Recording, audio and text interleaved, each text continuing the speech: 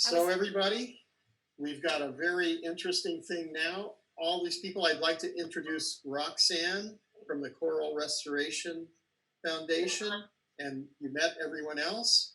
So have at it, guys. I'm getting kind of tired of talking. Okay, Leanne Phoa, what have you found are the best practices for influencing public policy and officials towards valuing watershed health? Is it more effective to approach watershed health through education of public or through influencing public officials? Public of what? The last word? Officials. Like Officials. government, yeah. So I strongly believe to go via people, and we are all people, whether it's education or government official. So that's first. And I think then when you approach an official as a people, as a person, that's much more effective than also touching people with their hearts, with their singing hearts. Everybody knows that people are awakening up then. And so with that as a basic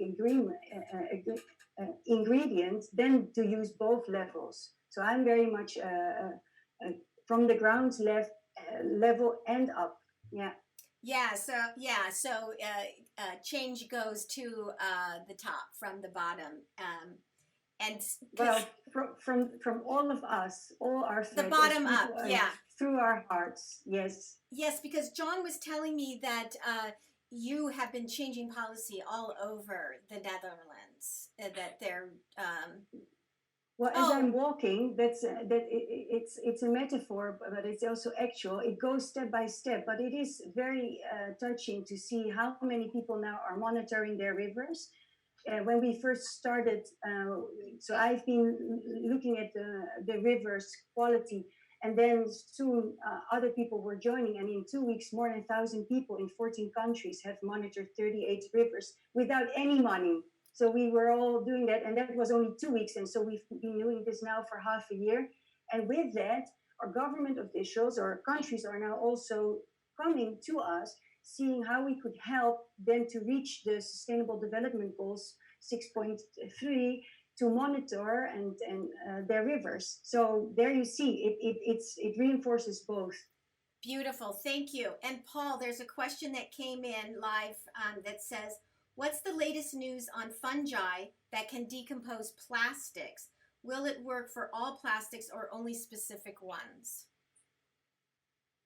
Well, that's an excellent question. These are basically laboratory studies that have found that a number of endophytic fungi, some from Costa Rica, are able to depolymerize plastics.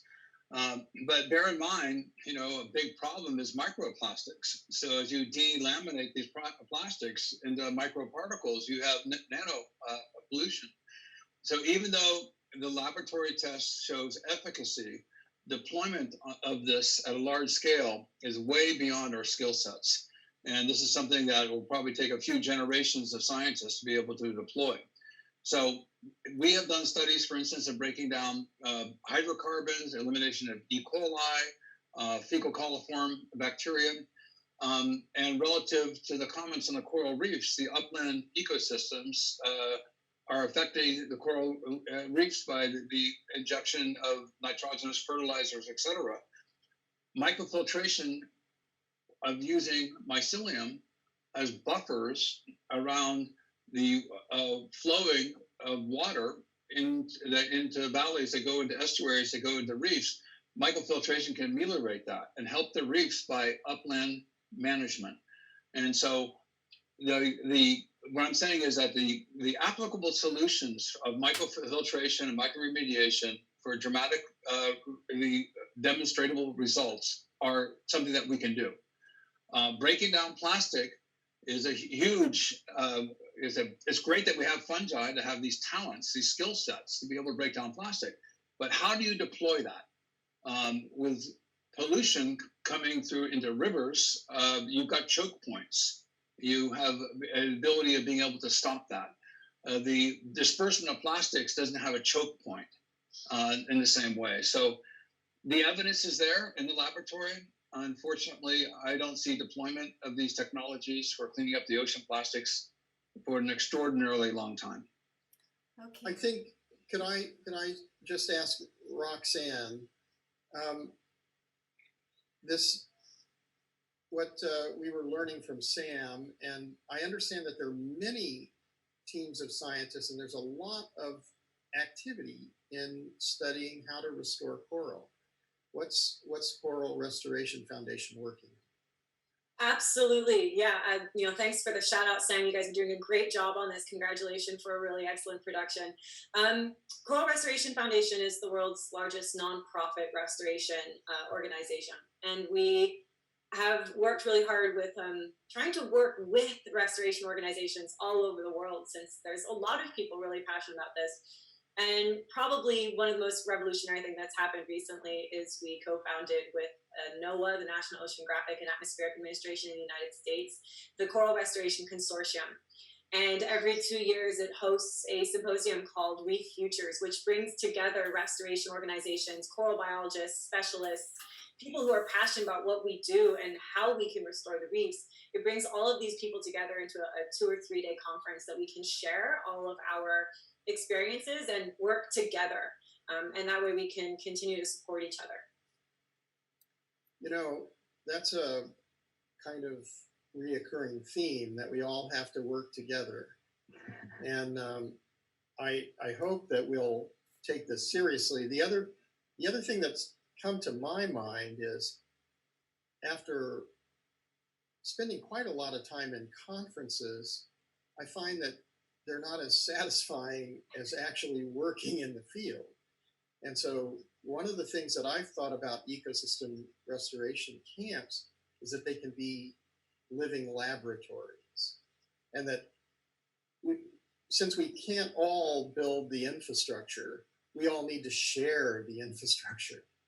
So if we can have ecosystem restoration camps all over the world, then basically everyone can participate.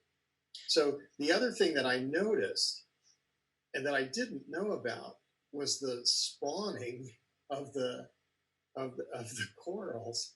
It was pretty interesting to find that out. Who learned about that? Whose work was first in showing us that about the sexual behavior of coral? Goodness, that's a good question. I would say that humans have probably known about this phenomenon for a very, very long time, but the dynamics of it are only just starting to be understood.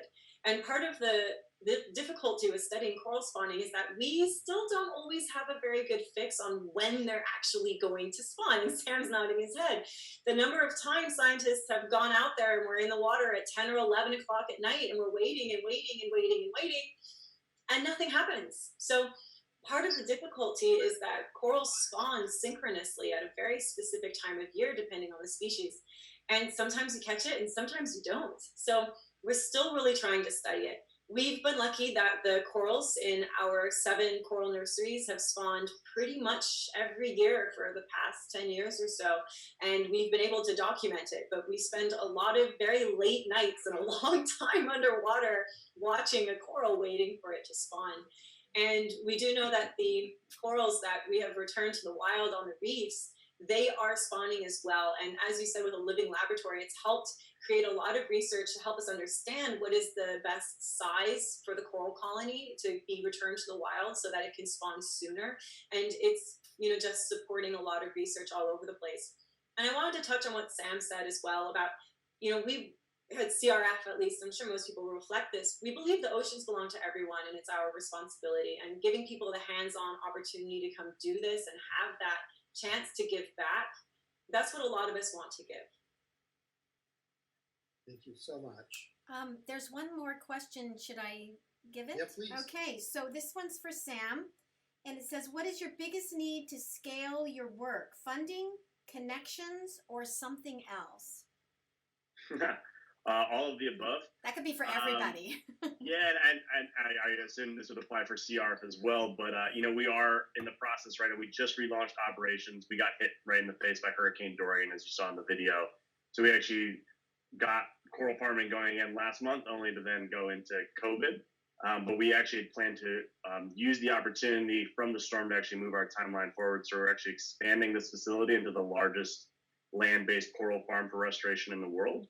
And we ultimately want to launch farms in every country with reefs. So there's a need, I think, not just to think about it from the coral scientist and investor side of things, but for everyone who's working on this, we're going to need engineers, we're going to need material scientists, we're going to need policymakers, we're going to need everyone thinking about how can we better scale up coral reef restoration, and then from there, mangrove and seagrass and urchin and conch and all these forms of oceanic restoration, I think are, as John sort of alluded to at the beginning, it's a little bit further behind, but we're seeing a lot of interest in the ocean space growing. And so I'm always happy to have a conversation with anyone because you never know where that will lead. Someone just asked, what is the relationship between coral reefs and mangroves in coastal ecosystems? Could you help us understand Yeah, that? it's a very symbiotic relationship where I know there was also questions people had about the pollutants and runoff coming off and often killing coral reefs, and oftentimes mangroves can absorb some of those sediments before they get out to sea and hurt corals. There's synergies between not only that water quality, but also the fish, and mangroves often serving as habitats for coral reef fish and other organisms. And then as far as the values they provide, mangroves themselves are great carbon sinks. And like coral reefs, they protect coastlines from storms. They act like natural seawalls. So there's a really important relationship between mangroves and coral reefs, along with seagrass and other coastal marine ecosystems. Great, thank you. I just wonder, is there a relationship between pollinators and fungi? Or maybe one of you could, or both of you could talk to that. I think yes, they are working together. How do they work together? So the pollinators they make sure that almost 90% of all plants are pollinated. They need pollination. So therefore you have new seeds, and these seeds they need a good healthy soil to grow and to generate the next generation, and that's going on with the pollinators almost 60 million years now. So after the dinos died, it's the era of the pollinators. So what do you say, Paul? I've been doing a little bit of work in this space, as some of you know. Many of you know about my work with Project BioShield after 9/11. My TED and TED Med Talks go through that. And it dawned on me these polypore mushrooms that upregulate the immunity of animals, causing the reduction of bird flu, swine flu, H5N1, H1N1, pox viruses. You can Google my name, smallpox, Stamets, and National Public Radio. You can hear an interview with the researchers and the former deputy director of the FDA and the director of the BioShield program. We found profound activity of these polypore mushrooms that rot wood. And lowering, increasing immunity, and then thereby consequentially reducing the titers of viruses. So it dawned on me, because I've been a beekeeper, I have 11 beehives, probably not as many people here, but it dawned on me that maybe these same extracts could help reduce the viruses that are plaguing bees, the deformed wing virus, the black cell queen virus, Lake Sinai virus, and a number of other viruses. So I started working with Washington State University and the USDA. We published a paper in Nature, scientific reports. Only 7% of the articles in Nature get published, as many of you know, very, very selective. And our paper on Nature that we published, these results in field trials, shows that we can reduce the Lake Sinai virus more than 45,000 times with one application of 1% of our mycelial extract put into sugar water. The deformed wing virus, which is by far more devastating, we reduced it 879 times, again, with one treatment of a reishi mushroom and an amadou mushroom. These are polypores that grow in trees. And so this also extends the longevity of the bees. Bees used to pollinate for 9 days, about 1,000 flowers per day on average. Now the bee pollination has been reduced to 4 days. So it has cut in more than half the pollination ability of honeybees, Apis mellifera. And because the honeybees now have these viruses, they've transferred it to wild bees. It's estimated 80% of the benefit that farmers get in pollination is from wild bees, not from the domesticated honeybee that came from Europe. So our article in Nature is still in the top 1% of all articles ever published in the Nature publication ecosystem. You can go to paulstamets.com. It's an unbranded site. I'm not promoting anything, but that has all my scientific research articles.